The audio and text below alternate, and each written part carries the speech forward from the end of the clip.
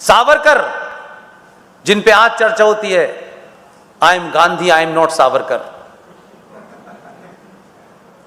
सोचो तो जरा क्या कह रहा है, सूरज पे थूक रहा है वो। क्योंकि हमने क्या कहा जब वो प्रधानमंत्री बने, इनके पिताजी, वो कितना खूबसूरत है ये बेचारा, देखो कितना हैंडसम लगता है। जैसे हम देश का प्रधानमंत्री ने अपनी लड़की के लिए वर चुन रहे थे क्या? हमारे तो एजेंडे ही कुछ और हैं। और ऐसा नहीं था कि चचा ने 1955 में अपने आप को भारत दे दिया था। यह प्रथा बंद नहीं हुई, सन 71 में इंदिरा गांधी ने अपने आप को भारत ले लिया। और वो जो जहाज उड़ा रहे थे वो देश उड़ाने लगे, फिर वो चले गए, फिर उन्हें भी भारत दे दिया। ये पागल क्यों पागल घूम रहा है? कभी जनेऊ ऊपर पहन रहा है, कभी नीचे पहन रहा है। इसके पागलपने का कारण समझो यार।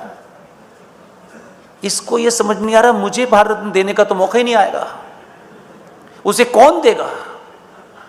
बचा कुचा आपने जो आदमी भेजा है उसको देख देख के पागल हो जाता है। इसलिए इस हालात में बदली हुई चीज में आप बदले, तो जो मैं पॉजिटिव आपसे बात कहना चाहता हूं, इसलिए हतोत्साहित मत होइएगा, निराश मत होइएगा। मैं निराश करने नहीं आया हूं, तो बहुत सारी बातें हो सकती हैं। आप बदले तो इस देश के प्रधानमंत्री के अंदर आपने ये ताकत दी, इसलिए नहीं कि उसकी सीटें आई हैं। सीटों वीटों से कोई फर्क नहीं पड़ता भाई साहब, आप गलतफहमी के शिकार हैं।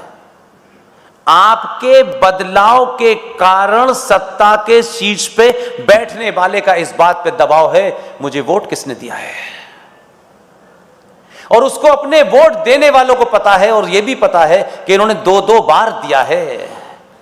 तभी इस सेकुलरिज्म का बुखार जो 1976 में रात के अंधेरे में बिना किसी डिस्कशन के आर्टिकल 42 के तहत डाल दिया गया, आज तक उस पर डिबेट नहीं हुई, और प्रीएम्बल में डाला गया। आपकी ताकत के कारण, इस देश के सनातनी हिंदुओं की ताकत के कारण यह बदलाव हुआ कि भारत भूमि में हमने ऐसा पहला प्रधानमंत्री देखा। शपथ लेने के बाद अमेरिका नहीं गया, नेपाल गया। और नेपाल गया ये बताने के लिए कि नेपाल जा रहा है क्योंकि प्रधानमंत्री है, लेकिन नेपाल के अंदर घुसने से पहले पशुपतिनाथ मंदिर में 5 घंटे पूजा करके निकला। और निकल के उसने ये नहीं कहा कि लोग मुझे सेकुलर नहीं कहेंगे, इतना बड़ा बड़ा लगाया, अमेरिका से भी लोग दूरबीन से देख लें। यही आपके सामूहिक अंदर के बदलाव के कारण सत्ता पे कैसे दबाव होता है। तब सत्ता ये सोचती है कि मेरे पीछे जो लोग खड़े हैं वो मुझसे सवाल नहीं पूछेंगे। लेकिन इसका मतलब ये भी नहीं है कि आप कुछ नहीं करेंगे। ये चिल्लाने का समय है, जोर से बोलने का समय है। खूब जोर से बोलिए, चिल्ला के बोलिए। हो सकता है कि कल आपको ये भी मौका ना मिले, तो ये गम तो न रहे कि क्या कहते हैं हम ये कह नहीं पाए। जोर से बोलिए, स्थिति बहुत गंभीर है। मुझे बताया गया है कि इस पूरे प्रसारण को दुनिया में जो लोग हैं इनके देख रहे हैं, आप सबसे एक विनती करता हूं। बीच में बहुत निराश भी होता हूं मैं कभी कभी, लेकिन फिर सोचता हूं ठीक है, लेकिन गुजरात के अलावा कहीं और कहने की हिम्मत नहीं होती। कम से कम यहाँ ऐसा लगता है कि जो बच्चा 15-20 साल पहले पैदा हुआ होगा उसने सिर्फ एक ही आदमी का चेहरा देखा होगा। तो यहाँ कम से कम एक नस्ल तो इस दौर में पैदा हुई जब यहाँ हिंदुत्व चरम पे था, और हिंदुत्व के बीच में जो बच्चा पैदा हुआ होगा उसने बहुत सारी चीज़ें नहीं देखी होंगी। उसने सनातन सुना होगा, हिंदू सुना होगा, मंदिर सुना होगा, धारा 370 को हटना देखते हुआ होगा, मंदिर का उद्घाटन होते हुए देखता होगा। तो शायद वो अगली पीढ़ी अच्छी हो। लेकिन मैं सबसे आपसे विनती करता हूँ, इसमें मेरी मदद करें। मेरे पास और कोई रास्ता नहीं है। इस युद्ध में बहुत चीज़ों की ज़रूरत है, बहुत चीज़ों की ज़रूरत है। इसलिए हर सभा में कहता हूँ कि आप कम से कम यही तो कर सकते हैं कि जो हमारे सोशल मीडिया के अकाउंट हैं, चाहे वो हमारे टीम जिसको चलाती हो, we support Pushpendra Kulshreshtha YouTube channel चलाती है, उस पर यही मुद्दे होते हैं, उस पर ये सब नहीं होता है दुनिया ज़माने की बकवास, हम पॉलिटिक्स की करते नहीं हैं। या मैं हूँ, RSN, GD हो, सुशील हो, ललित अंबरदार हो, ये तमाम सारे लोग ही उस पर बोलते हैं, अलग अलग विषय पर बोलते हैं, और ये सिर्फ इसलिए होता है कि आप तक चला जाए। तो उस यूट्यूब चैनल को आप लोग सब्सक्राइब करें, 5 लोगों तक बात पहुँचाएँ अपनी। ऐसे ही हमारा फेसबुक पेज है, पुष्पेंद्र कुलश्रेष्ठ के नाम से वेरीफाइड पेज है, मेरा ट्विटर हैंडल वेरीफाइड है, आप इनको भी टैग करके ताकत को बढ़ा सकते हैं। और एक बात और जो मैंने कभी नहीं कही, मेरी हिम्मत नहीं हुई, लेकिन बहुत ज़्यादा हालात ठीक नहीं, इसलिए बोल रहा हूं।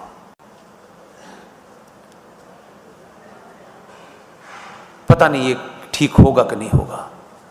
मैंने शुरू में सोचा था कभी बोलूंगा नहीं मैं, जब लोग निजी तौर पे मिलते हैं तो शायद मैं उनको ये बात बताता हूं, लेकिन मैं थकने लगा हूं। इसलिए नहीं, इसलिए कि जिन चीजों का अभाव नहीं होना चाहिए था, अब उन अभाव के कारण कभी कभी बड़ी दुश्वारी होती है। यह सिलसिला जारी रहेगा, इसमें तो कोई दिक्कत नहीं है, हो ना हो। इतने धनाढ्य लोग हैं आप लोग, रोज मंदिर जाते हैं, मंदिरों पर पैसा चढ़ाते हैं, आपका चढ़ाया हुआ पैसा सरकार ले जाती है। भारत के सनातनी हिंदुओं के मंदिरों के ऊपर कोई 2.25 लाख करोड़ रुपया सालाना आता है, सरकार उसे ले लेती है। हीरे जवाहरात आप चढ़ाते हैं, आपकी मन्नत पूरी, आपको यह पता ही नहीं है कि इसी से योजनाएं चल रही हैं और उन योजनाओं में सर काटने वालों को पैसा दिया जा रहा है। जय साईं दीपक, IIT खड़गपुर का टॉपर, सुप्रीम कोर्ट में लड़ाई लड़ रहा है। लड़ाई हम जीतेंगे, लेकिन मेरा सवाल है, लड़ाई जीतने के बाद भी लड़ाई जारी रहेगी जब तक जय साईं दीपक, जिसने एक बेहतरीन कैरियर, जिसके माँ बाप ने उसको पढ़ाया होगा, IIT खड़गपुर का टॉपर होना आसान बात नहीं होती। सब कुछ छोड़ने के बाद वो इसकी लड़ाई लड़ रहा है कि भारत के मंदिरों पर जो 2.25 लाख करोड़ रुपया करीब करीब आता है, वो सनातन के लोगों को मिलना चाहिए, ना कि सरकार के पास जाना चाहिए। इन मंदिरों का कंट्रोल सरकार के पास है, और ये कैसा सेकुलरिज्म है कि हिंदू मंदिरों पे चढ़ने वाला, मठों पे चढ़ने वाला अरबों खरबों रुपया तो सरकार लेती है, ना तो मज़ारों से लेती है, न चर्चों से लेती है, और किसी से लेती नहीं है। तो कैसा सेकुलरिज्म है कि आपने हमारे मंदिरों का कंट्रोल भी अपने पास रखा है और लाखों का चढ़ाया हुआ पैसा भी आप ले जाते हैं। आप मुझे बताइए, ये लड़ाई कहां से लड़े, किससे मांगे और कब तक मांगे? इसलिए सार्वजनिक मंचों से कभी नहीं कहा, मैंने कभी भी नहीं कहा, लेकिन मैं जानता हूं कि सिर्फ तर्क करने से सुप्रीम कोर्ट में बात नहीं बनती है। चीजें कम हो रही हैं, हर दिन कम हो रही हैं। हम इस परेशानी में मुब्तला हैं कि अगली लड़ाई कैसे लड़ी जाएगी। हमको जो कर सकते थे, हमारे हाथ में था, वो हमने किया। हमने आज तक किसी फंक्शन में किसी से ये नहीं कहा हम फलां होटल में रहेंगे। हमने ये भी नहीं कहा कि हमको ये खाना खाना है। बहुत जगह इनवाइट करने वालों के पास टिकट के पैसे नहीं, हमने कहा इसकी चिंता मत करना, हमारे पास जब तक होंगे तो हम आएंगे। फिर इस बीच में एक ट्रस्ट बनाया गया कि किसी तरीके से इसके माध्यम से वो जो टीम लड़ रही है, किस किस को हम फायदा दे सकते हैं, कम से कम जो इमीडिएट लड़ाई है हम उसमें कैसे लड़ सकते हैं। ट्रस्ट इंडिया फाउंडेशन के नाम से एक छोटा सा ट्रस्ट बनाया गया और कभी सार्वजनिक मंचों से उसकी चर्चा नहीं हुई। लेकिन 10 साल 2012 से आज 2023 हो गई है। मदद करने वाले करते हैं, लेकिन वो मदद किसी बड़ी लड़ाई में नहीं है। एक तरफ विष्णु शंकर खड़ा होता है जिसके पास रेलवे की टिकट है जो कंफर्म होनी है, और एक तरफ वो खड़ा होता है जिसके पास 25 लाख रुपए लेकर के कपिल सिब्बल खड़ा होता है। वो पंचर जोड़ने वालों की ताकत यह है कि अगर उनके अपने पास उनका वकील नहीं है तो आप में से अपने बीच का वकील लेता है और मुंह मांगी कीमत देके आर्गुमेंट करता है। हम किताब भी पढ़ते हैं, किताब भी खरीदते हैं, हम रेल में भी पढ़ते हैं, सोते में भी पढ़ते हैं, जगते में पढ़ते हैं, वहीं से मथुरा भागते हैं, वहीं से बनारस भागते हैं। ये सब आसान नहीं है। मैं ये बात सार्वजनिक मंचों से कहकर के ये नहीं कहना चाहता कि आप थोड़ा सा निराश हो जाएं। ये युद्ध बहुत दिन तक नहीं चलेगा। लोग इंतजार कर रहे हैं कि कुछ लोग बैठ जाएं, लोग इंतजार कर रहे हैं कि थक जाएं, लेकिन हमारे भी शरीर की एक सीमा है,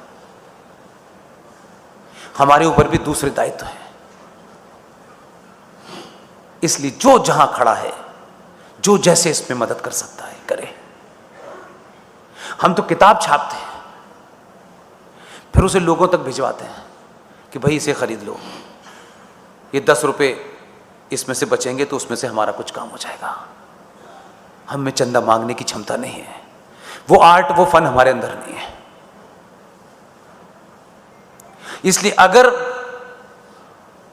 पूरे देश में 10 लाख लोग भी सिर्फ जीवन में एक बार 500 रुपए दे दें, 1 लाख लोग, तो ये लड़ाई खत्म नहीं होगी, चलती है। बहुत बहुत धन्यवाद, थैंक यू वेरी मच।